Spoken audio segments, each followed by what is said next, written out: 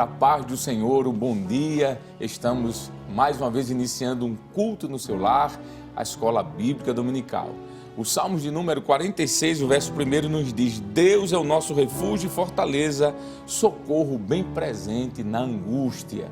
E é isso que nós sabemos que o nosso Deus é, um socorro presente no momento em que mais precisamos. E neste culto de domingo, iniciando mais uma Escola Bíblica Dominical, nós queremos saudar a você com a paz do Senhor Jesus. Você de perto, você de longe, você que ainda não teve o encontro com a pessoa do nosso Senhor e Salvador Jesus Cristo, mas estará aí todos os domingos, todos os dias, ligado na Rede Brasil de Comunicação. Que o nosso bom Deus abençoe você, abençoe a sua família, abençoe o seu negócio, os seus negócios, abençoe seus planos, sua vida, seu futuro. Nós estamos nesta tarde louvando a Deus por mais um domingo. Estamos começando mais uma semana na presença do Senhor. E nós queremos enviar a paz do Senhor para você que nos acompanha.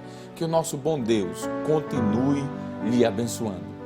Nós queremos também saudar com a paz do Senhor a cada professor de escola dominical, a cada dirigente de escola bíblica dominical, aos vice-dirigentes, às irmãs que ajudam aí na secretaria do departamento da escola bíblica dominical, a cada supervisão espalhada aí em todo o estado de Pernambuco.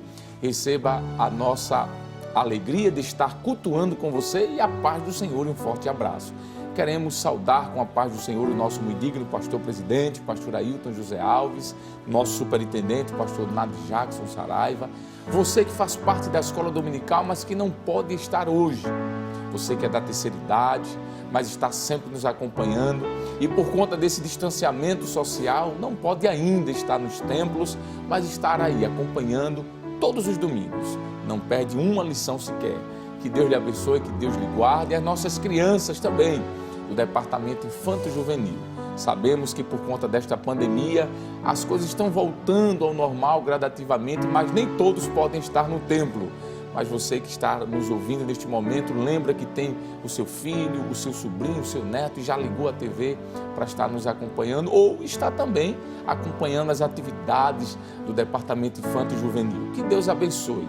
Nós vamos neste momento, como sempre fazemos, orar, porque nós aprendemos que com oração tudo é melhor. E queremos convidar você que está em casa ou no trabalho ou em um ambiente que lhe proporciona essa oportunidade de orar, vamos ficar de pé. Como sempre aprendemos, orar a Deus. Se você não pode estar deitado, quem sabe no leito, na sua casa, no hospital, não tem problema. Você fecha os seus olhos e vai orar conosco e a sua oração será ouvida. Oremos. Pai querido, Deus amado, neste momento, Senhor, nós queremos te agradecer, queremos te glorificar por mais um culto no lar, por mais uma escola bíblica dominical que iniciamos, Senhor, e nós queremos te render graças, queremos te agradecer por mais uma semana, por este primeiro dia, Senhor, que nos oportuniza de estarmos juntos te louvando. Abençoa a nação brasileira, Senhor, desde o presidente da República, os ministros que estão ao seu lado, bem como todas as autoridades que foram constituídas por ti, Senhor. Que o nosso Brasil seja abençoado mais e mais por tuas mãos poderosas. Abençoa aquelas famílias que estão, Senhor, neste momento enlutadas, pela perda de um ente querido, pela perda de um amigo, de um conhecido. Aqueles que estão, Senhor, nos hospitais, que nos acompanham neste momento, quem sabe em casa, mas que estão enfermos, precisando, Senhor, de saúde. Nós cremos que Tu és a saúde das nações e por isso nós te pedimos, ó Deus, tem misericórdia dos tais. Abençoa os Teus filhos que estão nos acompanhando, aqueles que estão no trabalho, aqueles que estão em casa, aqueles que estão nos hospitais ou quem sabe até viajando, Senhor, na companhia de alguém. Que as Tuas mãos estejam estendidas sobre a vida de todos. Abençoa esta equipe, Senhor, da Rede Brasil. Abre, Senhor, ainda mais as portas para que a Tua obra continue prosperando e que vidas e vidas continuem sendo alcançadas. Nós te pedimos uma bênção especial sobre este culto no lar nesta manhã de domingo. Continua conosco, é o que nós te pedimos, ó Pai, e te agradecemos em nome de Jesus. Amém e amém. Podem sentar. Vamos convidar neste momento o presbítero Jonatas Éder para estar louvando a Deus com a Igreja do Senhor. Pai do Senhor, professor, tudo bem? Vamos louvar a Deus. Fique à vontade. Glórias a Deus. Meus irmãos, a paz do Senhor e que bênção nós já iniciarmos a semana adorando ao nosso Deus, que é digno de honra, de glória e de louvor. E por ser digno de louvor, nós vamos louvá-lo com os hinos sugeridos pela nossa CPAD na lição que nós vamos estudar hoje. Nós continuamos estudando sobre a vida de Neemias. E hoje nós vamos ver como ele fez para vencer mais um dos grandes desafios, que é fazer a obra de Deus. Então nós vamos louvar o hino 17, pensando em Jesus. Vamos louvar a Deus.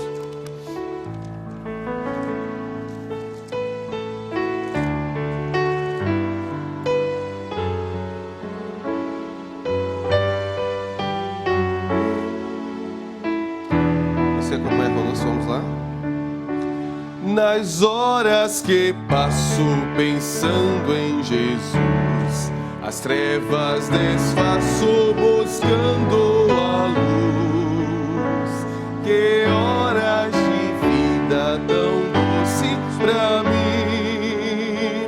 Jesus me convida que eu suba pra si. Da vida voando sem nenhum temor, acima buscando do véu o amor. Que doce ventura, que aspecto feliz, que nova natura minha alma bendiz. Do mar o bramido, da brisa ao lago, da ave o carnido de doce amor. Me falam sentidos, acordes dos céus, me traz aos ouvidos os hinos de Deus. Minha alma ansiosa já quer percorrer a senda gloriosa que eu hei de ver. Que coisa tão bela, ó que luz sem véu, Jesus me revela mistérios dos céus. Oh, glória a Deus! 432, uma vida consagrada. Esse hino é belíssimo porque nos ensina algumas verdades. Que se nós estivermos voltados a Deus, se nós estivermos com a nossa vida voltadas para Ele, toda ela, nossos pés, nossa boca, Ele vai pelejar por nós. Vamos louvar com alegria. Minha vida seja assim, consagrada a Ti, Senhor. Possa sempre Tu por mim operar, opera o Teu amor. A minha alma lava, Salvador, no Teu sangue puro carmesim. Minha vida toma para ser, Senhor, Tua para sempre sim. Oh, glória a Deus! Que meus pés somente onde os santos possam ir, numa eterna alcançar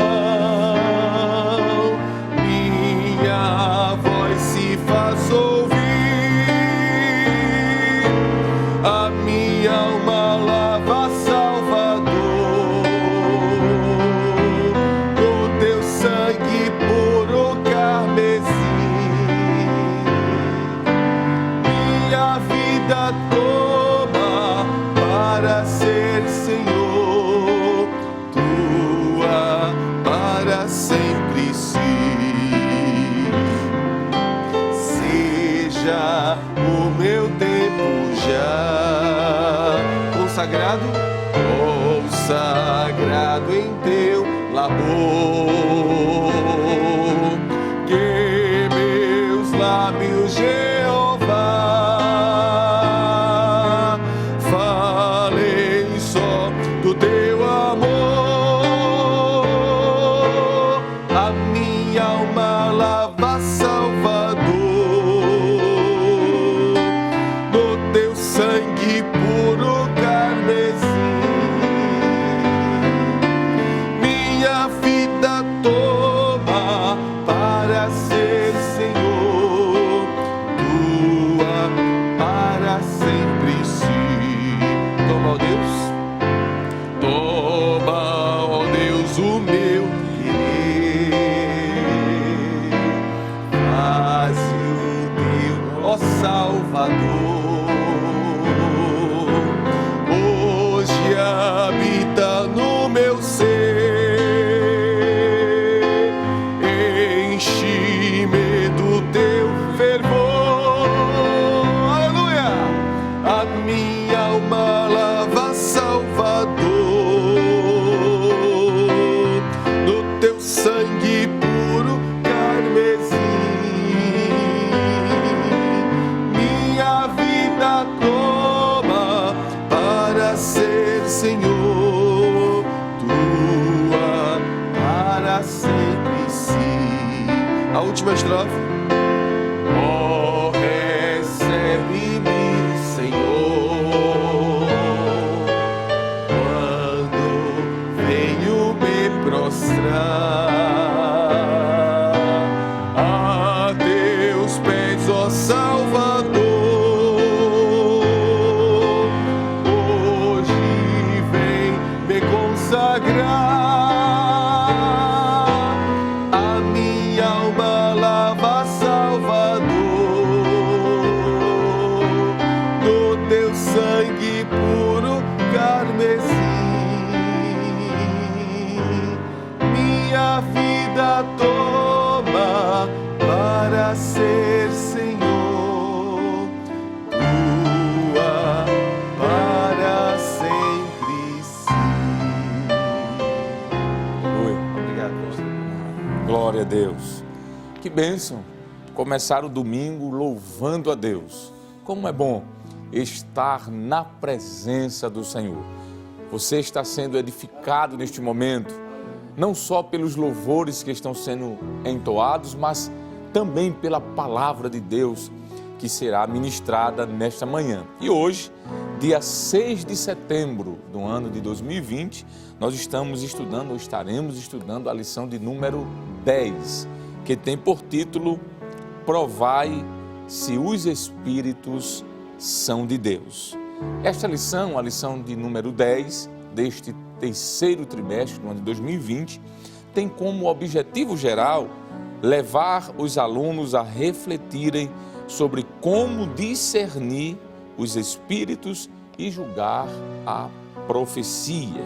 Os objetivos específicos desta lição são 5 objetivos. Primeiro, destacar o cuidado que devemos ter com os falsos profetas.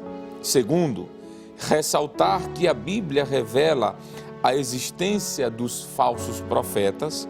Terceiro, salientar que devemos julgar as profecias. Quarto, mostrar que devemos julgar as profecias. E quinto e último, pontuar como devemos julgar as profecias. Esta lição, como as demais, também tem um texto áureo, que é o texto de ouro. O texto áureo da nossa lição nos diz o seguinte, acompanhe conosco, por favor, na sua tela. Amados, não creiais em todo espírito, mas provai se os espíritos são de Deus, porque já muitos falsos profetas se têm levantado no mundo. Primeira carta de João, capítulo 4, versículo 1. A verdade prática da nossa lição, que resume a nossa lição, nos diz: através dos dons espirituais, a igreja discerne os espíritos enganadores. A leitura bíblica que faremos hoje, que é a leitura bíblica em classe, encontra-se pelo menos em 3 livros distintos da Bíblia. O primeiro, no livro de Neemias, capítulo 6, versos de número 10 ao verso 14. Primeira carta de Paulo aos Tessalonicenses, capítulo 5, versículo 20 e 21. E, por fim, primeira carta de Paulo aos Coríntios, capítulo 14, versículo 29. Nós vamos convidá-lo mais uma vez, se possível, claro, colocar-se de pé. E nós vamos fazer a leitura bíblica em classe. E se você está em casa, no hospital, quem sabe nos acompanhando no veículo de alguém ao seu lado, você poderá também ler conosco. Será colocado a imagem da leitura bíblica em classe no televisor e você estará acompanhando na sua tela, seja no seu televisor, no seu smartphone, no seu tablet, como queira. Nós vamos fazer a leitura bíblica em classe e queremos convidar você a nos acompanhar. Leiamos então o que nos diz capítulo 6 de Neemias, versículo do 10 ao 14. E entrando eu em casa de Semaías, filho de Delaías, o filho de Meatabel, que estava encerrado, disse ele: vamos juntamente à casa de Deus, ao meio do templo, e fechemos as portas do templo, porque virão matar-te. Sim, de noite virão matar-te.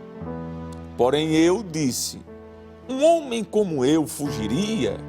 E quem há como eu que entre no templo de Deus e viva? De maneira nenhuma entrarei.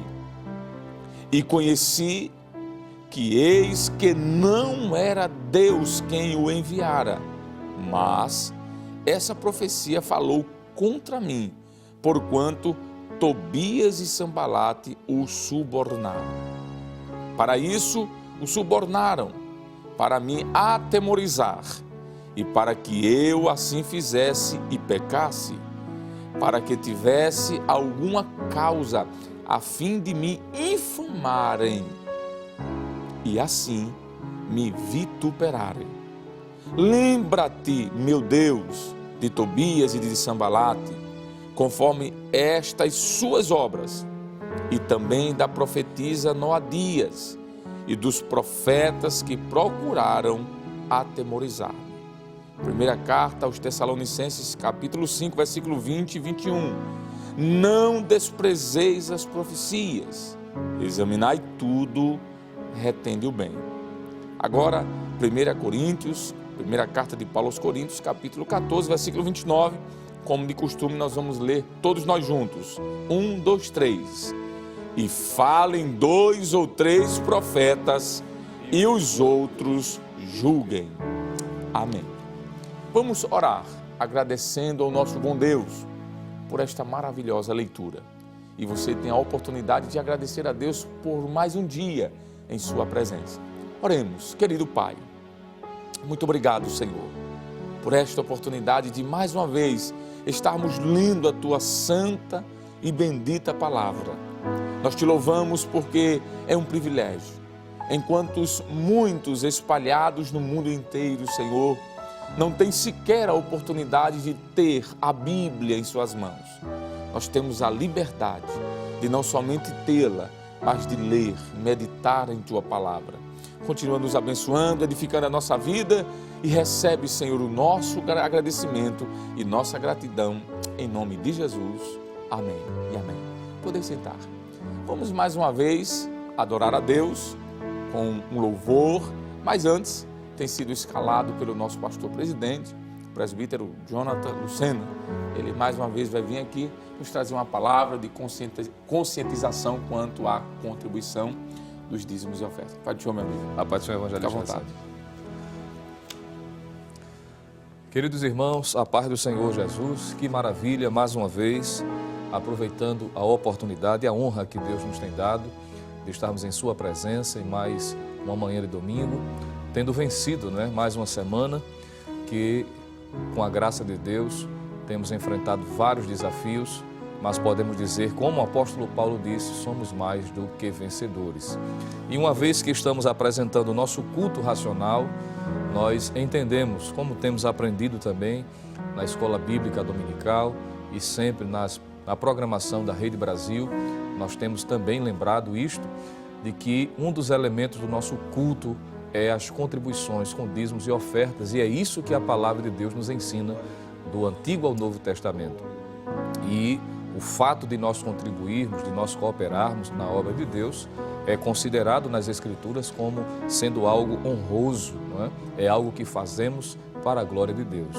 O proverbista Salomão, em Provérbios capítulo 3, versículos 9 e o versículo de número 10, ele diz o seguinte: honra ao Senhor com a tua fazenda e com as primícias de toda a tua renda. E se encherão os teus celeiros abundantemente e transbordarão de mosto os teus lagares. Veja que ele descreve as contribuições, contribuir com as primícias, isso como sendo uma honra ao Senhor. E isso é honroso. E por essa razão, nós temos o prazer e a alegria dobrada de estarmos cooperando para a glória de Deus. E para continuar facilitando, os irmãos têm à sua disposição, não é? Aí esse ícone bastante conhecido de todos nós. Mas talvez você que está assistindo pela primeira vez esta programação, este é o QR Code, onde você pode estar aproximando a câmera do seu smartphone e automaticamente pode estar abrindo a plataforma que lhe dará a possibilidade de forma prática e segura de estar cooperando também com o seu dízimo e com sua oferta. Mas se assim você desejar, você pode estar acessando diretamente o site oficial da nossa igreja, bastante conhecido de todos nós, que é o www.iadpeplay.org.br. E ao acessar, você terá a opção Quero Contribuir. Uma vez clicando nesta opção Quero Contribuir, você estará selecionando a natureza da sua oferta, da sua contribuição, seja dízimo, seja ofertas, seja destinado ao trabalho missionário ou trabalho social que esta igreja faz por meio do Projeto Samuel e também destinar para a Rede Brasil de Comunicação para que este trabalho continue sendo feito e muitas vidas continuem sendo alcançadas. Se é um voto que você fez e está querendo assim pagar, como diz a palavra de Deus, o voto, você também poderá, através desta plataforma, estar cooperando. Selecionando uma destas opções, você terá a possibilidade de, por meio do PayPal ou PagSeguro, estar fazendo a sua contribuição de forma segura, muito prática, principalmente para aqueles que estão acompanhando fora do Brasil, e terá a possibilidade de contribuir também. Ou, se preferir, estar contribuindo com o seu dízimo, sua oferta, por meio das contas da Caixa Econômica, o Banco do Brasil e também Bradesco. Estas contas que estão disponíveis para que você possa também fazer a sua contribuição. Mas, como sempre, lembrando de que o beneficiário sempre será a Igreja Evangélica, a Assembleia de Deus em Pernambuco. E você fará isso com alegria, com gratidão a Deus, porque Deus tem cuidado de cada um de nós. Diante disso, diante desta conscientização da palavra e por meio desta facilitação que nós temos, vamos estar orando nesse momento, pedindo a bênção de Deus. E eu quero lhe convidar nesse instante para, juntamente conosco, pedir as bênçãos do Senhor em continuação. Ele conhece o desejo do seu coração, você que quer contribuir, mas está desempregado, ele pode abrir portas de emprego. Você, meu irmão, minha irmã, que é comerciante, empresário, autônomo e está enfrentando algumas dificuldades também, mas tem sido fiel, creia, Deus é poderoso para lhe abençoar muito mais. Vamos orar. Querido Deus, Pai eterno, como é bom estarmos em Tua presença mais uma vez. Neste culto, Senhor do Lar, a Escola Bíblica Dominical, nós temos louvado o Teu nome, temos lido a Tua palavra e agora estamos pedindo a Tua bênção em continuação sobre todos que com prazer e alegria vão estar contribuindo, Senhor, com dízimos e ofertas para a manutenção do Teu trabalho. Contempla a fidelidade dos Teus filhos e como a Tua palavra que lemos, continua recompensando a cada um dos Teus servos. Os que gostariam de contribuir, mas estão desempregados, Tu és poderoso para abrir portas de emprego. Aos Teus filhos comerciantes, que diante desta realidade social têm sido muito afetados, mas Tu és poderoso, Senhor, para dar vitória. Abre portas, continua dando prosperidade também material aos Teus filhos, porque Tu és o dono do ouro e da prata. Assim te pedimos e te agradecemos em nome de Jesus. Amém. Glória a Deus, como é bom estarmos na presença do Senhor. O evangelista Alessandro convida mais uma vez o presbítero e amigo Jonatas Zeder para estar louvando com todos nós. Amém, glória a Deus. Nós vamos louvar agora, com a anuência do evangelista Alessandro, o hino 212. Estamos trabalhando sobre guerras, né? E hoje nós vamos ver mais uma das lutas de Neemias. E nós vamos dizer que nós vamos vencer a batalha porque estamos com Cristo. Você está do lado certo? Se você está do lado de Cristo, já é vitorioso. A vitória já é sua, em nome de Jesus. Vamos louvar com muita alegria o 212. Os guerreiros se preparam para a grande luta. É Jesus o capitão que avante os levará. A milícia dos remidos marcham impoluta. Certa que a vitória alcançará. Diga, eu quero estar com Cristo, onde a luta se trava. No lance imprevisto, na frente me encontra, até que eu possa ver na glória, se alegrando da vitória, onde Deus vai me coroar. Eis os batalhões de Cristo prosseguindo avante. Não os vês com que valor combatem contra o mal. Podes tu ficar dormindo, mesmo vacilante, quando atacam outros a Belia. Diga, eu quero estar com Cristo, onde a luta se trava.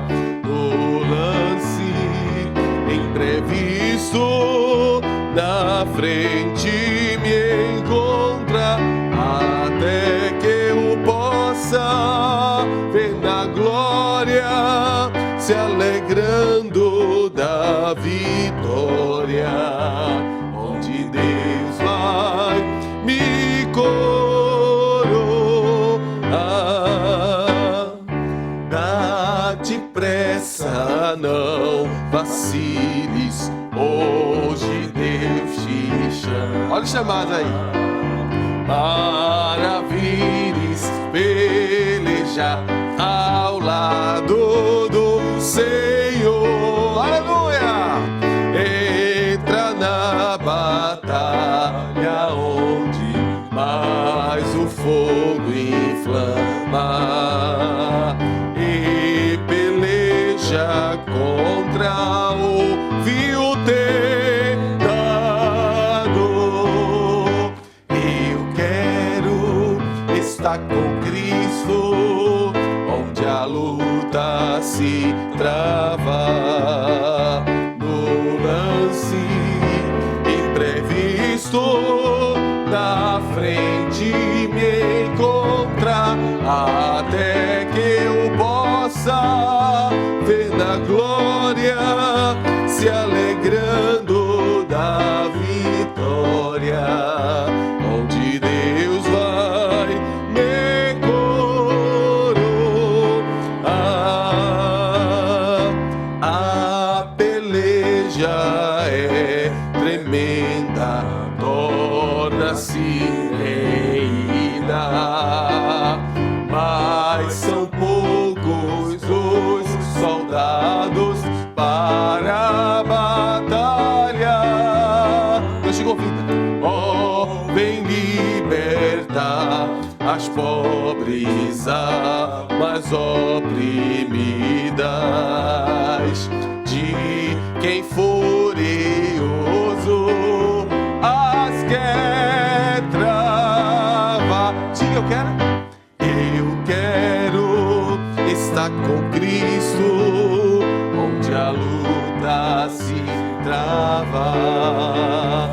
No lance imprevisto, na frente me encontra, até que eu possa ver na glória, se alegrando da vitória, onde Deus vai me coroar.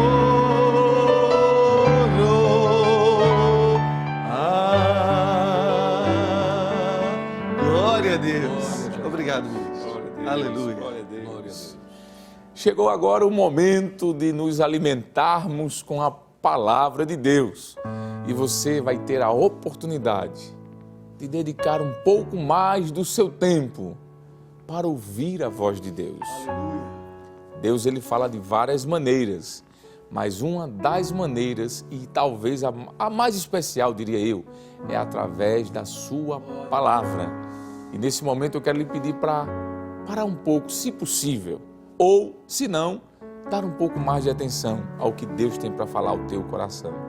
Tem sido escalado pelo nosso pastor presidente para trazer aos bolsos desta lição a palavra, o presbítero Jonathan Lucena. Paz do Senhor, meu amigo. Amém, evangelista. Vamos estar orando por ti mais uma vez. Amém. Preciso Para muito. que continue sendo instrumento de Deus na ministração da palavra. Amém. Fica à vontade.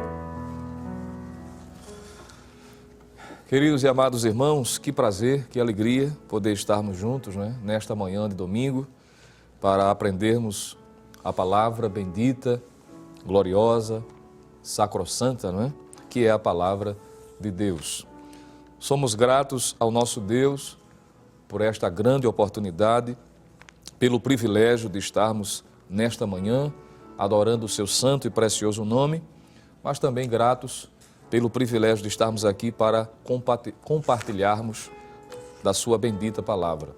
Queremos agradecer igualmente a honra dada pelo nosso pastor presidente, pastor Ailton José Alves, que nos confia, através do superintendente das escolas dominicais no estado de Pernambuco, pastor Nadi Jackson Saraiva, a oportunidade de poder estarmos juntos com os nossos irmãos e amigos para aprendermos a palavra de Deus. E como já foi apresentado de início pelo evangelista Alessandro Barreto, secretário da Superintendência das Escolas Dominicais no estado de Pernambuco, hoje estamos a estudar a lição de número 10, a lição cujo tema é Provai se os Espíritos são de Deus. Uma lição muito importante que estará nos fazendo meditar, refletir sobre uma experiência a mais que Neemias teve quando no trabalho da reconstrução dos muros de Jerusalém. O texto áureo da lição, repetindo mais uma vez ou lembrando, faz referência às palavras do apóstolo João na sua primeira epístola, no capítulo 4, versículo 1, quando ele diz assim: Amados, não creiais em todo espírito, mas provai se os espíritos são de Deus, porque já muitos falsos mestres têm se levantado no mundo. Esta é a recomendação do apóstolo João em sua epístola. Lembrando a verdade prática mais uma vez, quando nós encontramos a verdade que através dos dons espirituais, a igreja discerne os espíritos enganadores. Nós veremos nesta manhã a importância de estarmos aptos, atentos para os ardis de Satanás contra aqueles que fazem a obra de Deus, contra aqueles que servem ao Senhor. A lição de hoje, basicamente, está fundamentada no capítulo 6 do livro de Neemias. E quando nós encontramos ou paramos para analisar este capítulo de número 6, nós vamos perceber de que o trabalho da reconstrução dos muros estava a todo vapor, vamos assim dizer, estava em pleno vigor, crescente, muito bem sucedido, apesar de todas as investidas e as dificuldades que o povo enfrentava. Os irmãos vão perceber de que a obra não paralisou ou não foi paralisada. Desde o capítulo 2 até o capítulo de número 4 especificamente, nós temos visto sempre as investidas diretas destes inimigos que se levantaram contra a restauração, contra a obra que estava sendo feita nessa ocasião. Mas apesar de todo o investimento, apesar de toda a oposição, sob a liderança do servo de Deus chamado Neemias, diz a palavra de Deus que o trabalho estava crescendo. E eu quero chamar a sua atenção para o que diz o capítulo 6 de Neemias, versículo 1, pois nós encontramos uma importante referência histórica para nos fazer entender o porquê que a oposição se levanta com ainda mais força, com ainda mais veemência contra os que faziam a obra do Senhor. Neemias capítulo 6, versículo 1 diz assim: sucedeu mais que, ouvindo Sambalate, Tobias, Gesem, o arábio, e o resto dos nossos inimigos, que eu tinha edificado o muro, e que nele já não havia brecha alguma, ainda que até este tempo não tinha posto as portas nos portais. Perceba que o registro bíblico aqui faz referência ao andamento do trabalho. No capítulo de número 6, apesar de ferrenha oposição, os muros já haviam sido restaurados. Havia apenas a necessidade de colocar as portas ou os portais, mas o texto bíblico diz que já não havia mais brecha alguma nos muros. Eles já haviam sido restaurados e, podemos assim dizer, estava faltando para a conclusão desta obra apenas o acabamento, uma parte final, alguns detalhes. Estava o trabalho perto de ser concluído. E é exatamente dentro dessa realidade, visto que restava pouco para se concluir, já que as portas estavam prestes a serem colocadas em seu devido lugar, vamos perceber os inimigos orquestrados, confederados, para tentar, mais uma vez, impedir a finalização deste trabalho. Mas é interessante perceber de que eles concentram agora os ataques direcionados especificamente a Neemias. Ora, eles investem contra o povo, mas no momento aqui do capítulo 6, eles vão direcionar fisicamente, diretamente, o ataque contra Neemias, visto que Neemias era o líder a quem Deus havia se utilizado, levantado para aquele momento, para aquela geração, para influenciar. E eles entendiam que, uma vez investindo contra Neemias, estaria prejudicando, impedindo a conclusão daquele trabalho. Observamos que eles agora começam a usar algumas estratégias diferentes que eles haviam utilizado outrora. Já tivemos a oportunidade de estudar em lição passada, quando foi tratado especificamente do capítulo 4, onde nós encontramos algumas estratégias que os inimigos se utilizaram para investir contra a realização daquele trabalho. Mas agora no capítulo 6, eles vão usar métodos diferentes, eles vão usar estratégias diferentes. E é importante que o servo de Deus, você, meu irmão, minha irmã, meu amigo, precisa entender, nós precisamos estar conscientes de que os inimigos, eles não se utilizam apenas de uma estratégia. É isso mesmo. A própria palavra de Deus vai dizer de que o inimigo das nossas almas, ele se utiliza de vários artifícios, de várias estratégias. Se você está com a sua Bíblia aberta, e veja comigo o que diz o capítulo 6 da carta de Paulo aos Efésios. Efésios capítulo de número 6. E veja comigo, por favor, o versículo de número 11.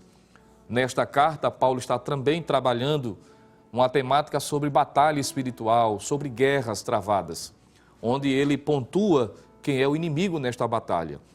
E no capítulo 6, versículo de número 11, nós encontramos a expressão bíblica dizendo o seguinte: revesti-vos de toda a armadura de Deus, para que possais estar firmes. Aí veja a expressão que o apóstolo usa: contra as astutas ciladas do diabo. Veja que ele diz que são ciladas do diabo. Ele usa a palavra no plural, ciladas. E essa palavra ciladas, em português, é a tradução de uma expressão grega, a expressão metodeia, de onde vem a palavra muito conhecida nossa, que é a palavra métodos. Isso significa dizer que Satanás se utiliza de várias ferramentas, de várias estratégias para investir contra os servos de Deus. Ele não se limita apenas a uma forma, a um modelo. Ele se utiliza de várias formas possíveis para investir contra aqueles que fazem a obra de Deus. Observe, portanto, que são artifícios diferenciados, são artimanhas, são malandragens diferentes. É o que essa expressão literalmente tem o seu significado. Observe que no período de Neemias, nós percebemos de que os inimigos, eles vão utilizar novas estratégias. E eu queria, juntamente com você, ir estudando e analisando ponto a ponto, à luz do texto bíblico de Neemias capítulo 6, e analisarmos algumas dessas estratégias, algumas delas novas e outras intensificadas para alcançar o propósito de impedir a obra de Deus. Observe primeiramente que uma das estratégias que agora os inimigos vão se utilizar é o que nós chamaríamos de sutileza ou de uma falsidade. Porque quando lemos, por exemplo, capítulo 6, versículo de número 2, nós encontramos a expressão bíblica dizendo o seguinte: Sambalate e Gesem enviaram a dizer: vem e congreguemo-nos juntamente nas aldeias, no vale de Ono, porém intentavam fazer-me mal. Veja que agora Sambalate e Gesem, que era um dos, que encabeçavam o grupo que se opunha, ou que estava se opondo ao trabalho, eles agora propõem ou usam uma ferramenta diferente. Eles não vão para um confronto direto, eles vão usar de falsidade, de sutileza. Eles convidam Neemias para uma conversa, eles convidam Neemias para uma reunião, para participar de um ajuntamento.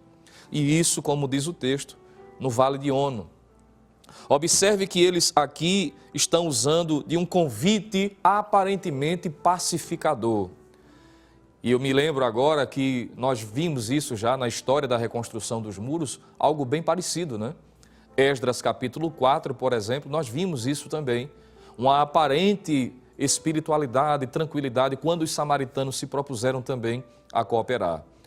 Agora eles convidam, eles não estão se dispondo a trabalhar, estão trazendo a possibilidade de uma conversa, de um convite. Eram estratégias ou uma estratégia de congregar, de ajuntar-se com Neemias. E nós perceberemos aqui de que se Neemias tivesse dado ouvidos a isto, ele estaria quebrando um próprio princípio que ele mesmo havia estabelecido quando chegou na cidade de Jerusalém, conforme Neemias capítulo 2, versículo de número 20. Nós vamos perceber de que os inimigos da reconstrução dos muros, aqui destacado Sambalate e Gesem, eles não criticam agora Neemias nem os judeus. Eles não estão usando de zombaria, não estão usando de desdém, eles não estão usando a imposição da fala, eles pedem. Eles são polidos na forma de falar, eles são educados, eles pedem para que Neemias se congregue com ele. É interessante notar de que isso sempre foi, não só no Antigo, como também no Novo Testamento, uma estratégia daqueles que querem enganar, daqueles que querem iludir. Se você abrir a sua Bíblia, por exemplo, em 1 aos Tessalonicenses, capítulo de número 2, e o versículo de número 5, quando Paulo vai trazer o perfil de um verdadeiro crente, de um servo de Deus, de um obreiro, daquele que está servindo ao Senhor. Em 1 aos Tessalonicenses, capítulo 2, versículo 5, Paulo diz assim: porque como bem sabeis, nunca usamos de palavras lisonjeiras, nem houve um pretexto de avareza. Deus é testemunha. Veja que Paulo está dizendo: olha, vocês nunca viram em mim a prática do engano, da falsidade, da sutileza. Eu nunca usei palavras lisonjeiras. E essa palavra que o Paulo usa aqui, na versão atualizada da Bíblia, por exemplo, aparece palavras de bajulação, que é a expressão grega kolakeia, traz a ideia de adulação com o propósito de ganhar algo, por motivo de lucro, com interesse pessoal, com um fim egoísta. É a atitude a fim de ganhar o coração das pessoas para usufruir um benefício pessoal. Veja que Paulo está dizendo, eu não agi assim, porque esse tipo de comportamento é característico de quem não teme a Deus. E é exatamente isso que os inimigos da obra da restauração dos muros vão se utilizar no período de Neemias. Eles chamam Neemias para um diálogo e, me permita dizer, não há nada mais perigoso quando o inimigo se apresenta com uma aparência de piedade, com um ar de pacificação. É a intenção de dialogar, mas sem abrir, concessão para os seus interesses. Ele aproveita-se de oportunidades e nós precisamos estar atentos. A palavra de Deus diz que os falsos profetas, os falsos mestres, falsos que têm se destacado não só no primeiro século, mas também principalmente em nossos dias, têm a aparência de ovelha, mas a natureza é de lobo. E nós precisamos ter cuidado. Havia uma estratégia, uma sutileza, e o objetivo está oculto, mas Neemias percebe, porque capítulo 6, versículo 2, diz que eles intentavam fazer mal a Neemias. Veja que nem toda a conversa, nem todo diálogo é para querer trazer benefícios, mas às vezes tem o interesse, a sutileza de levar ao engano. Precisamos ter cuidado. Nós não podemos, em função de um diálogo, abrir mão dos princípios que o próprio Deus estabeleceu em sua palavra. Precisamos estar atentos quanto a isso. Vamos perceber de que eles se utilizam desta ferramenta, mas me permita ir mais adiante. Além disso, uma vez que Neemias relutou e não se deixou levar, mostrando o discernimento que nós estaremos destacando daqui a poucos instantes, eles vão usar uma outra ferramenta. Veja comigo, por favor, uma outra estratégia. Capítulo 6, versículo de número 4, nós encontramos a Bíblia dizendo o seguinte: e da mesma maneira enviaram a mim 4 vezes, e da mesma maneira lhes respondi. Veja que agora eles estão insistindo. Na medida em que eles propõem a conversa, o diálogo, Neemias resiste. Só que eles insistem reiteradas vezes. Observe que o texto diz que por 4 vezes eles enviaram a mesma proposta. Isso fala de insistência. Isso fala de perseverança. A insistência dos inimigos em levar Neemias para fora da vontade de Deus. Neemias precisou ser resoluto, resistente, porque nós sabemos que o inimigo muitas vezes, pela primeira vez, ele não se deixa vencer. Antes, pelo contrário, ele quer vencer pelo cansaço. Se você abrir a sua Bíblia, em Lucas capítulo 4, vai perceber o momento em que Cristo é tentado por Satanás. E ele tenta propor várias coisas para que colocasse Jesus em contradição contra a própria palavra. Mas ele vence, ele resiste, ele se mantém firme e sempre se utilizando da espada do Espírito, que é a palavra de Deus, dizendo está escrito, está escrito, está escrito, sempre se reportando às Escrituras. Mas a Bíblia diz que ao vencer todas as tentações do momento, em Lucas capítulo 4, versículo de número 13, veja o que está escrito na palavra de Deus, Evangelho escrito por Lucas, capítulo de número 4, o versículo de número 13, o evangelista Lucas nos traz uma informação muito importante. Diz assim, Lucas 4:13, e acabando o diabo toda a tentação, ausentou-se dele para sempre, é assim que diz? Não, por algum tempo. Veja que ele intentou naquele momento, Jesus resistiu. Aleluia, aleluia, aleluia. E a resistência de Jesus fez com que ele vencesse aquela batalha, mas a guerra não havia acabado. O texto bíblico diz que o diabo se ausentou, não por todo o tempo, mas por um tempo. E eu acho interessante a expressão usada na versão atualizada da Bíblia, que diz assim, até o tempo oportuno. Veja que ele é estrategista, ele investe, ele é insistente. Neemias percebeu, e isso por 4 vezes, os inimigos propondo uma pseudo-harmonia, um diálogo pacífico, mas Neemias estava atento, sabia da insistência. Infelizmente, há muitas pessoas que não percebem que Satanás, ele quer vencer pelo cansaço. Você lembra de Sansão, por exemplo? Quantas vezes Dalila quis, não é? Esteve colocando, usando a emoção, dizendo, você não me ama, você não revelou o segredo do seu coração. E ele foi cedendo, pouco a pouco. A Bíblia diz em Juízes capítulo 16, que ela importunava Sansão todos os dias, a ponto dele se chatear e não conseguir mais resistir, e revelou o segredo do seu coração. E qual foi o fim de Sansão? Seu cabelo foi cortado, que era o símbolo do pacto que tinha como nazireu. A presença do Espírito Santo saiu dele, ele não sabia que a presença do Senhor já não estava mais com ele. Perdeu sua identidade, perdeu a presença do Espírito Santo, perdeu a liberdade, perdeu a visão, perdeu a funcionalidade, porque não resistiu.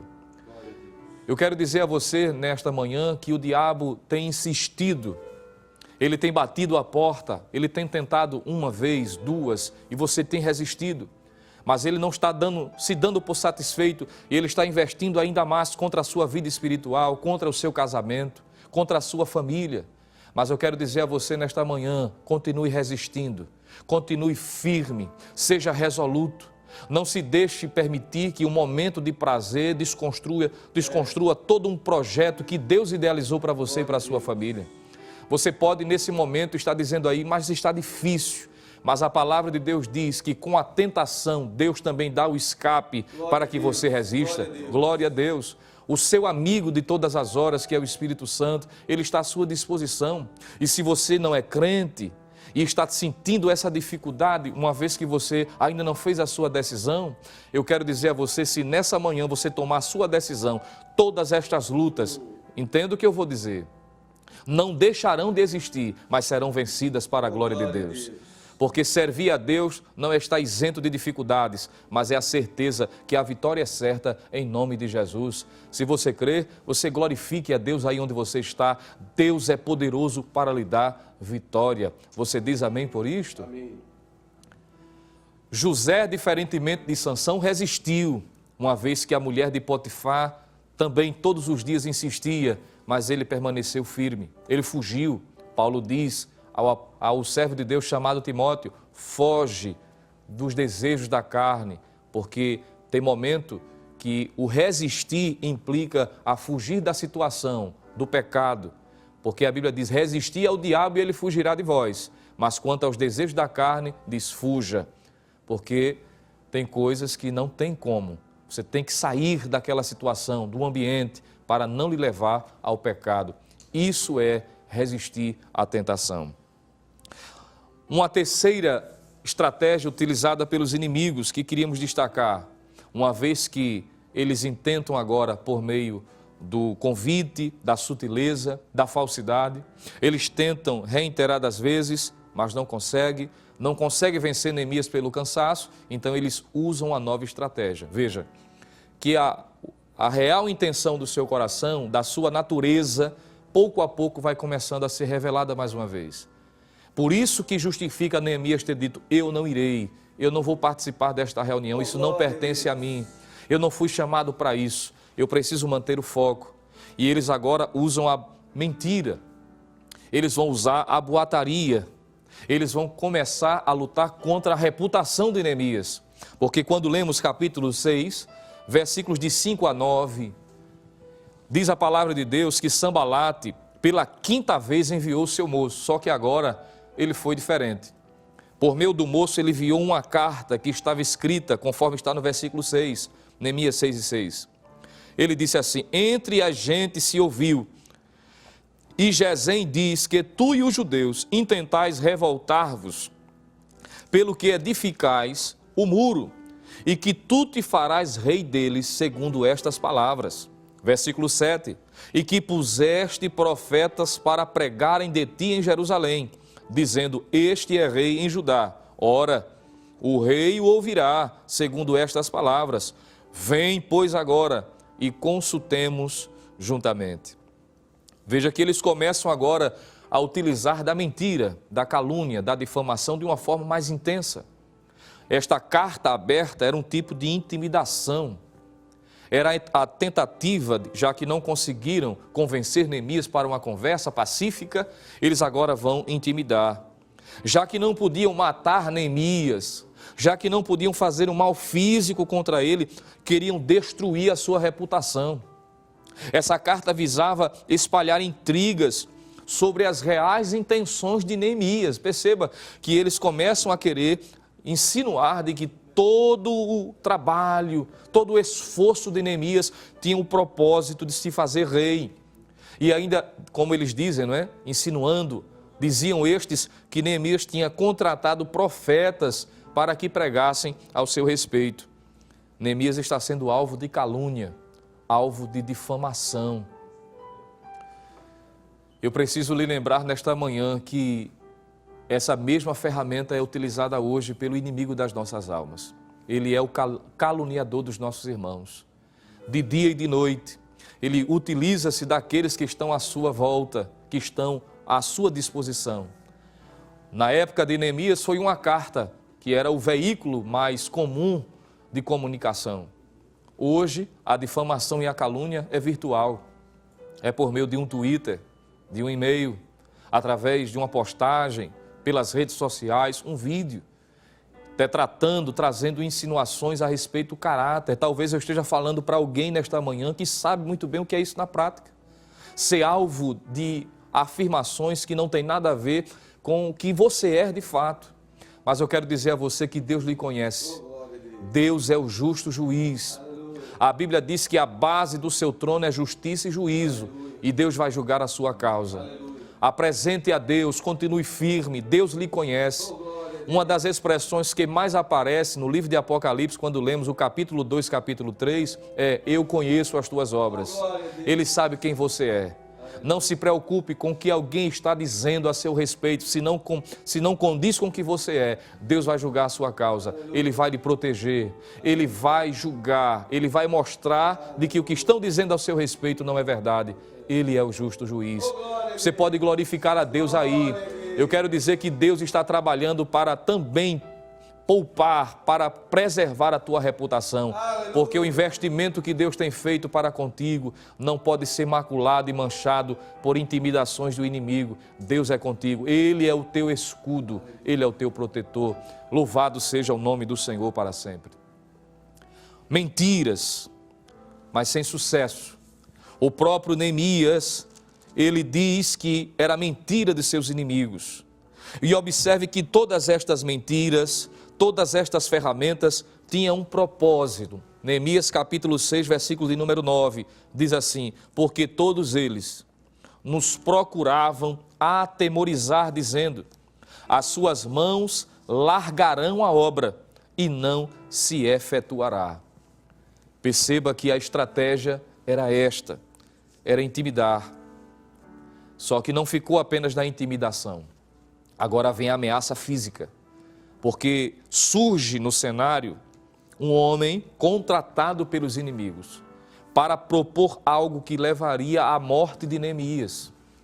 Quando lemos o capítulo de número 6, diz a palavra de Deus, versículo de número 10, em diante, e entrando eu em casa de Semaías, filho de Delaías, o filho de Meetabel, que estava encerrado, disse ele, vamos juntamente à casa de Deus, ao meio do templo, e fechemos as portas do templo, porque virão matar-te, sim, de noite virão matar-te. Veja agora que há uma ameaça, e dentro desta ameaça há uma sutileza, há uma investida, porque este homem vai propor a Neemias que em virtude desta ameaça ele deve fugir e se abrigar dentro do templo, como que dizendo, olha, o templo é sagrado, o templo é santo, se você entrar, estes que lhe desejam mal não vão fazer mal contra você, porque você vai estar abrigado dentro da proteção geográfica, do aspecto da santidade deste ambiente.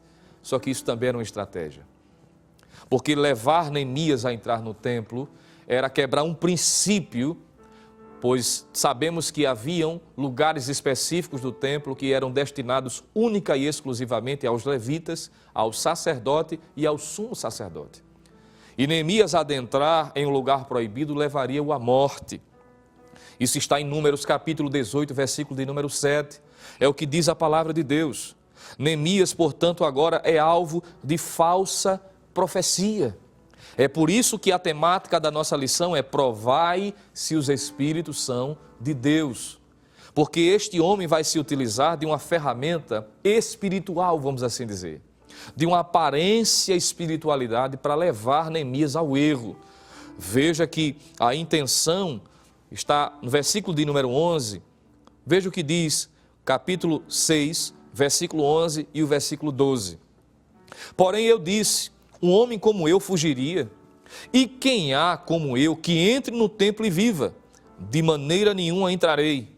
E conheci que eis que não era Deus quem o enviara, mas essa profecia, veja que a forma como Semaías propôs Neemias a entrar no templo não foi simplesmente um conselho, não foi simplesmente uma sugestão, foi num aspecto de profético, um aspecto de profecia, dando a entender como se Deus estivesse revelando algo a ele, usando, quem sabe, poderia usar até jargões, não é? Assim diz o Senhor, olha, Deus está mandando dizer, e Neemias disse, pera, um momentinho, eu conheço a voz de Deus, eu sei ao Deus que eu sirvo, e Deus jamais faria eu transigir com a sua própria palavra. E ele disse, e eu entendi, eu percebi que não era Deus que falava, que essa profecia falou contra mim, porquanto Tobias e Sambalate o subornaram.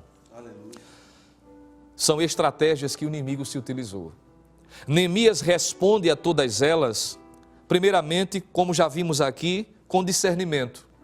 Ele está apto e precisamos ter cuidado.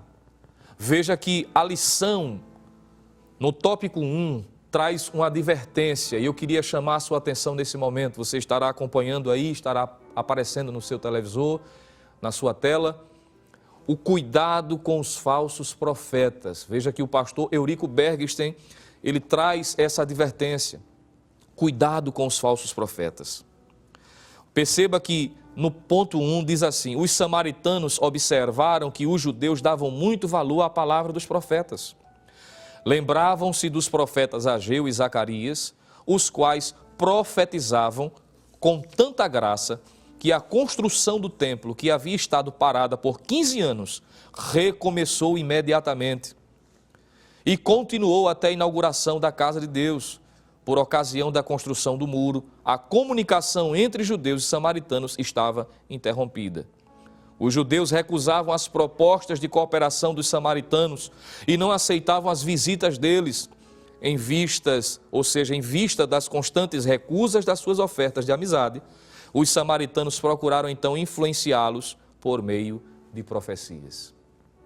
Veja que estratégia maligna. É utilizar-se de recursos divinos, espirituais, para levar pessoas ao erro. Me permita dizer nesta manhã que ainda há muitos Semaías entre nós. Pessoas que às vezes usam, principalmente hoje o advento da internet, às vezes com um canal no YouTube ou um vídeo, para querer fazer afirmações, para querer ensinar, usando o nome de Deus, usando o nome da igreja evangélica, usando o nome da palavra, da Bíblia, levando pessoas ao erro. São Semaías que muitas vezes surgem no cenário atual para corromper, para trazer distração, para tirar os Neemias de Deus do foco, da obra que Deus confiou a cada um deles. Mas assim como Neemias, nós precisamos estar aptos para agir com discernimento. Não é porque usa o nome de Deus que a fonte de fato é Deus. Neemias teve essa percepção. Veja que a palavra que Neemias propôs parecia ser tão preocupado com o bem-estar de Neemias, não é? E geralmente é assim. Alguém usa de artimanha, de sutileza, dizendo, eu estou preocupado com você, não é? Eu quero o seu bem, mas a intenção é maligna. Nós já vimos aqui falando sobre as palavras lisonjeiras, as palavras de bajulação. Precisamos ter cuidado. Precisamos fazer um muro de proteção para que essas palavras não venham a embaraçar. Visto que a palavra de Deus diz que nós não podemos nos deixar levar por essas situações. Precisamos estar atentos, discernimento, percepção espiritual. Foi o que Neemias teve. É o que a Bíblia recomenda. Nós não podemos. Ele teve o cuidado de entender, uma vez que a proposta feria um princípio, e ele rejeita igualmente. No capítulo 6, versículo 3, além de discernimento, ele tem responsabilidade com a obra. Porque quando tentaram dizer, vem, congreguemos no Vale de Ono, ele disse, como eu poderei deixar? Estou fazendo uma grande obra, de modo que não poderei descer. Por que cessaria esta obra enquanto eu a deixasse e fosse ter convosco? Firmeza, responsabilidade com a obra. Era aquilo que Deus havia proposto para ele. Neemias não desceu ao nível que os inimigos queriam. Porque os adversários querem tirar o foco. Proferem palavras para querer mexer com o seu emocional, mexer com o seu ego, mexer com a sua mente. Neemias teve o cuidado de não se desviar do foco. Em 2 Timóteo, capítulo 2, versículo 4, Paulo diz que nós não podemos nos deixar levar. Ele disse, aquele que milita não embaraça com negócios desta vida, a fim de agradar aquele que o alistou. Tem que ter foco. Eu estou focado. Neemias teve o cuidado, consistência, firmeza. Mesmo de tantas propostas, ele permaneceu resoluto. Ele não foi como Balaão, não é? Que a própria palavra de Deus vai dizer de que pelo engano, por causa da avareza, se deixou levar e transgrediu, levou a ira de Deus, conforme o próprio texto diz em Números 11. Neemias capítulo 6, versículo 9, ele ora mais uma vez. A oração é importantíssima. O que a igreja necessita não é de novos métodos, não é de inovação, irmão. Os elementos para se vencer as batalhas espirituais são as mesmas, são os mesmos. As mesmas armas espirituais, oração, leitura da palavra, não precisa adicionar nenhuma novidade. Há muitas pessoas que estão sendo levadas pelas palavras negativas porque estão deixando de orar, estão deixando de se fortalecer em Deus. Alguém disse que o que a igreja necessita não é de novos métodos, mas de homens de oração, homens poderosos na oração. Neemias, por conhecer a palavra, isso proporcionou a ele a habilidade de discernir, saber que o que Semaías havia proposto não era condizente com a palavra. E me permita dizer aqui, já que o tema da lição, repetindo, é provar se os Espíritos são de Deus, e um dos propósitos é estarmos aptos a saber quando uma verdadeira profecia, ou quando a profecia é verdadeira ou não, a própria palavra de Deus nos ensina. Neemias, entre outros exemplos que nos dá nesta passagem, ele mostra o quanto é perigoso não estar sensível e não ter o discernimento necessário. E esse discernimento, ele pode ser tanto pela experiência do conhecimento da palavra, como pelo dom de discernimento de espíritos, conforme diz 1 Coríntios capítulo 12. Mas precisa-se estar atento. A profecia verdadeira, ela está em acordo com a palavra de Deus. Eu preciso lembrar isso a você. Abra sua Bíblia, por gentileza, 1 Coríntios capítulo 4, versículo de número 6. Veja a recomendação que o apóstolo Paulo traz em 1 Coríntios capítulo 4, versículo de número 6, mostrando de que não se deve ir além do que está escrito. 1 Coríntios capítulo 4, versículo 6. Paulo diz aqui, e aqui está um princípio, e eu, irmãos, apliquei essas coisas por semelhança a mim e a Apolo, por amor de vós, para que em nós aprendais a não ir além do que está escrito, não vos ensoberbecendo a favor de um contra o outro. Veja o princípio aqui, de não ir além do que está escrito. Então, a profecia, para ser considerada verdadeira, advinda de Deus ou não significa necessariamente que tem que ser colocado o nome de Deus, ou assim diz o Senhor, mas ela deve estar em harmonia com a palavra. Glória a Deus. Ela não pode ir contra os princípios que o próprio Deus estabeleceu, porque Paulo vai dizer que Deus não é Deus de confusão.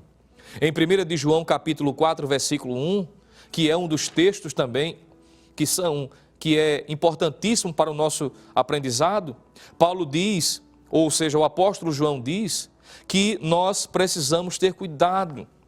Está no próprio texto áureo: amados, não creiais em todo o espírito, mas provai se os espíritos são de Deus, porque já muitos falsos profetas se têm levantado no mundo. O texto áureo da lição nos lembra isso. Você lembra do profeta velho? Em 1 Reis, capítulo de número 13, quando ele recebeu, nós não sabemos o seu nome, ele é um profeta, ou seja, aparece ali 2 profetas mencionados nesse capítulo. Um profeta anônimo, que vai até Jeroboão e traz uma palavra de juízo contra ele, contra o altar que ele havia levantado, para disputar com o altar legítimo de Jerusalém. Jeroboão criou a sua própria religião, criou o seu próprio ministério e o seu próprio lugar de adoração. E Deus não ficou contente, porque ele estava arregimentando pessoas, como que dando a entender que era um caminho paralelo de adoração, para que o povo não fosse para Jerusalém, detessem eles ali. E Deus levantou um profeta, nós não sabemos o seu nome, e ele trouxe uma palavra de juízo. Jeroboão até tentou impedir, levantou a mão contra o profeta, mas a mão dele ficou presa, paralisada. O homem de Deus orou e ele restaurou os movimentos do braço. Quando ele reconheceu que aquele homem de fato era um homem enviado de Deus, ele chamou para que estivesse comendo com ele, para que ele pudesse ser hospitaleiro. E o homem disse: não posso, porque o Deus que me enviou ali trazou essa mensagem de advertência. Ele mesmo disse que não era para eu ficar aqui, entrar em nenhuma casa, nem comer, nem beber água. Eu nem vou voltar pelo mesmo caminho que eu vim, eu vou ter que voltar por outro caminho, porque é a ordem expressa dele, uma obediência absoluta à palavra de Deus. Mas no caminho da obediência sempre vão surgir falsos crentes, falsos mestres, falsos profetas.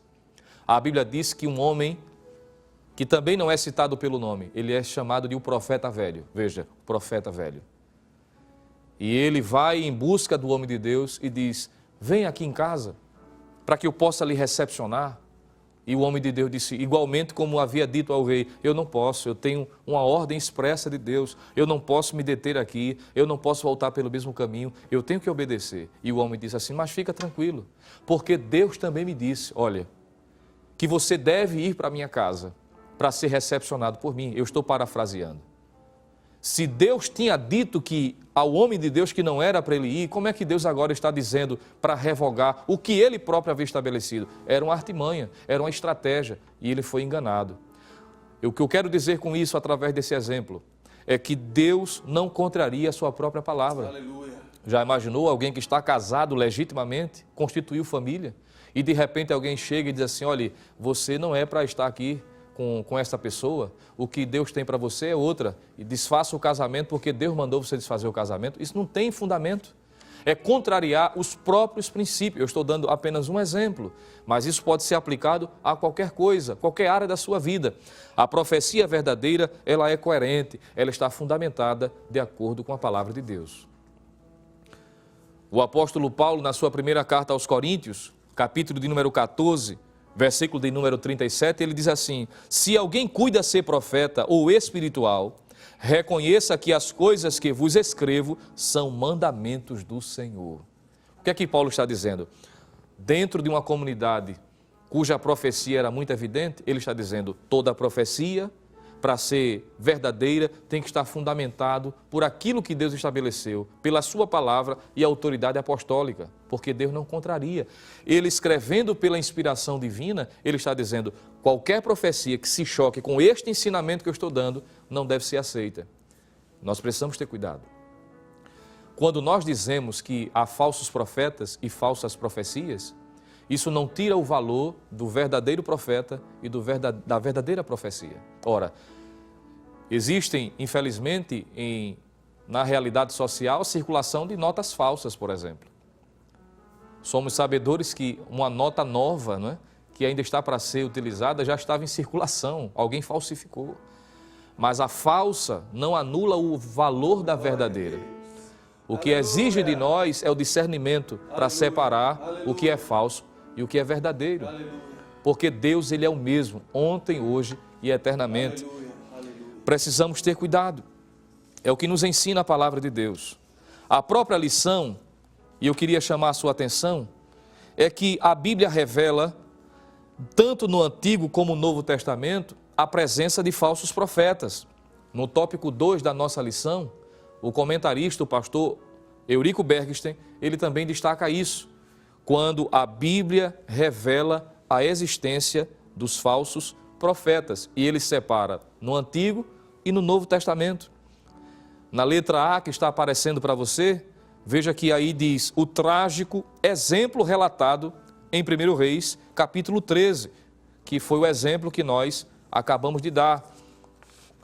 Na letra B, nesse mesmo tópico 2, aparece aí, nos dias de Jeremias havia falsos profetas, os quais, com as suas profecias, combatiam a palavra de Deus, havia enviado a Israel por meio de Jeremias.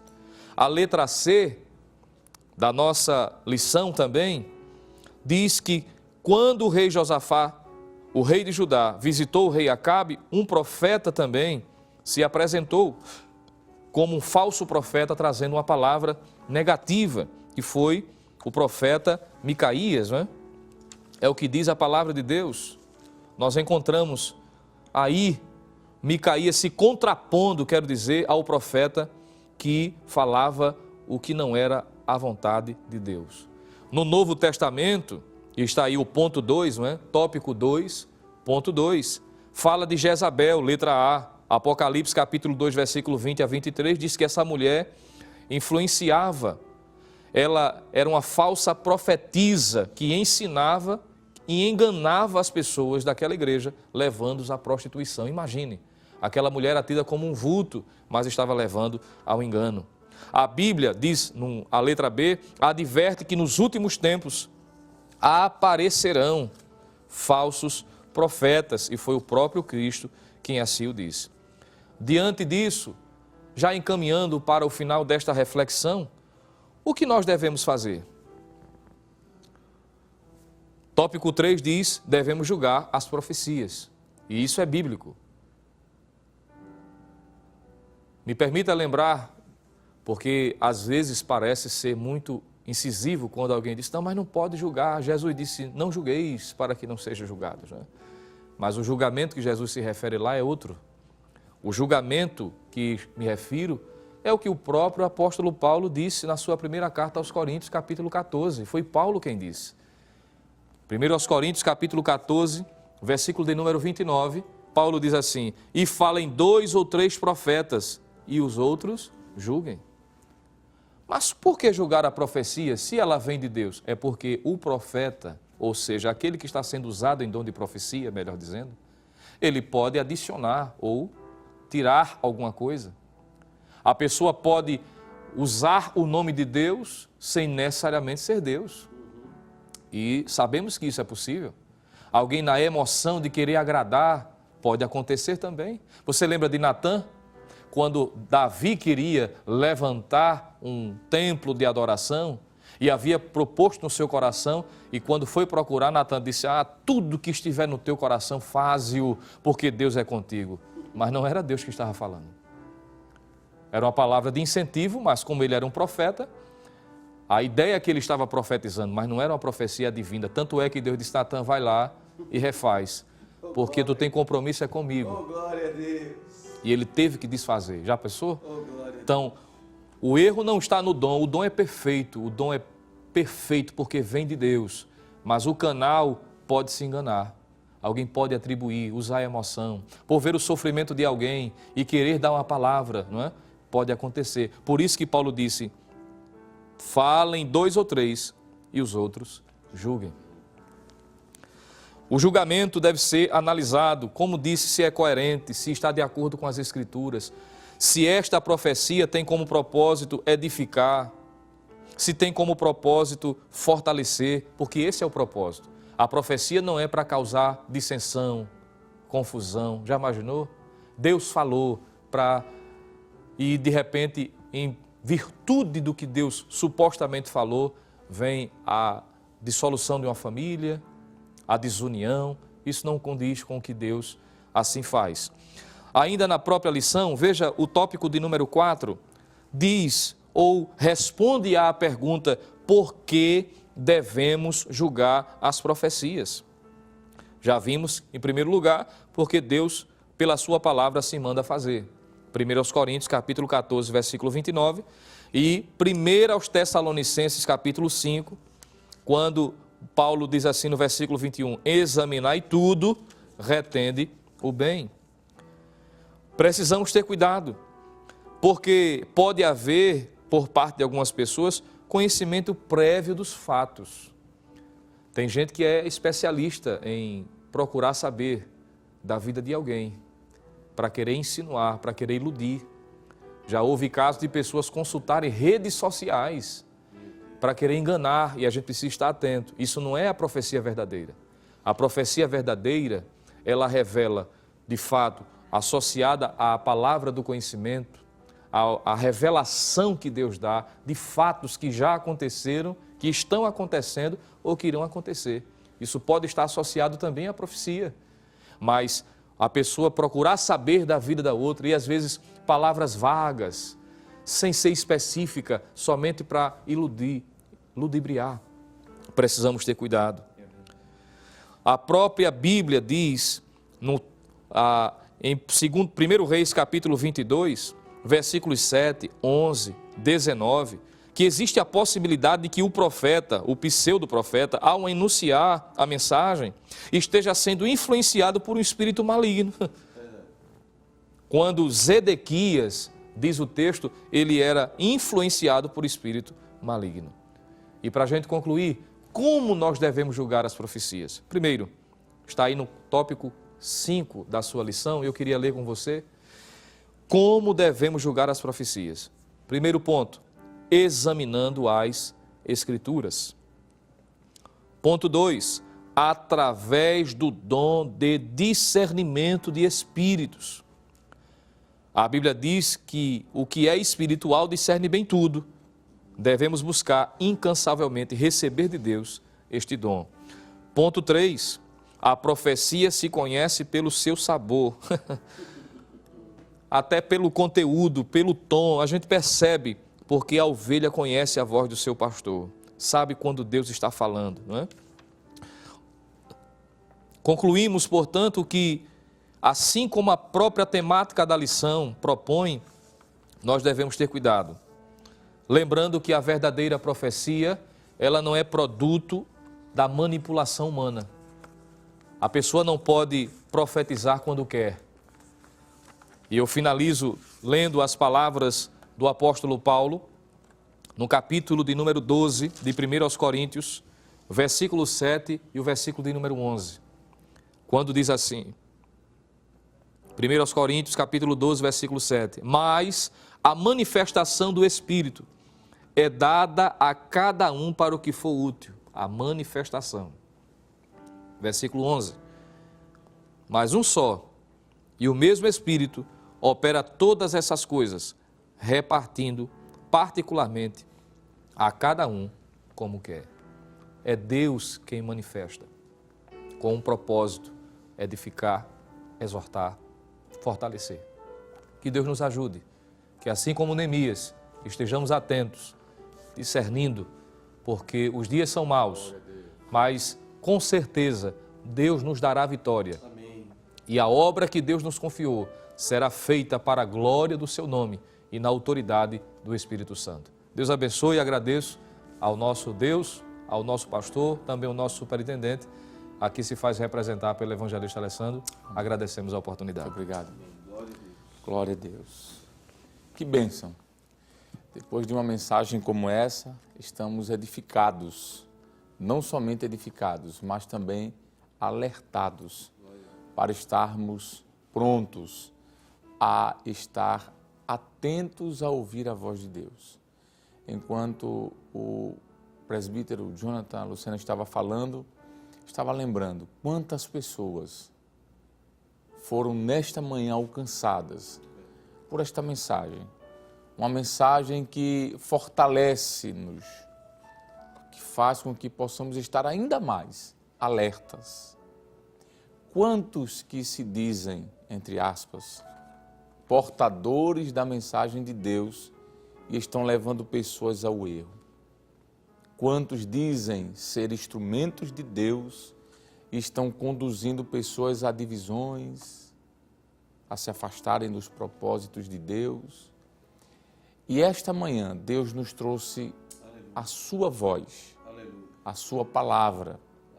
E eu quero nesta manhã de domingo pedir a você que nos acompanha a que divulgue este trabalho, para que no próximo domingo, Deus permitindo, possamos estar juntos e ainda mais com outros, para que venhamos a ser fortalecidos. Que Deus abençoe os nossos companheiros, presbíteros, Jonathan Éder, Jonathan Lucena, que mais uma vez foi usado por Deus para nos trazer uma palavra de edificação. Deus te abençoe. Certamente Deus está muito feliz, e o nosso pastor também, pela vossa prestimosa cooperação. Vamos orar. Chegou a hora de agradecer a Deus, pedir a Deus que continue nos ajudando, para que esta semana continue sendo uma bênção. Continue ligado na Rede Brasil de Comunicação, acompanhando toda a programação que se desenvolve ou se desenvolverá durante o resto deste dia e a semana também. Vamos orar, vamos convidar nossos amigos a estarem orando conosco, participando desta oração, deste momento. Mais uma vez agradecemos em nome do nosso superintendente, o pastor Nadir Jackson Saraiva, e também do nosso pastor presidente. Deus recompense a vocês. Oremos então, apresentando nossa família e pedindo a bênção de Deus sobre o nosso lar. Pai querido, em nome de Jesus, o teu servo, Senhor, o teu filho, nós queremos aqui como teus servos te agradecer, ó Pai, por esta oportunidade de estarmos sendo úteis à tua obra. Queremos te apresentar cada vida que nos acompanha neste momento. Aqueles que estão, Senhor, nos ouvindo e que estão, Senhor, certamente sendo alimentados pela tua palavra. Que o teu doce meio Espírito continue abençoando-nos, dando-nos saúde, Senhor, dando-nos discernimento de espírito, para que possamos saber distinguir a tua voz, Senhor, porque a ovelha conhece a voz do seu pastor. Em falar em pastor, nós queremos te apresentar o teu servo, o pastor Ailton José Alves.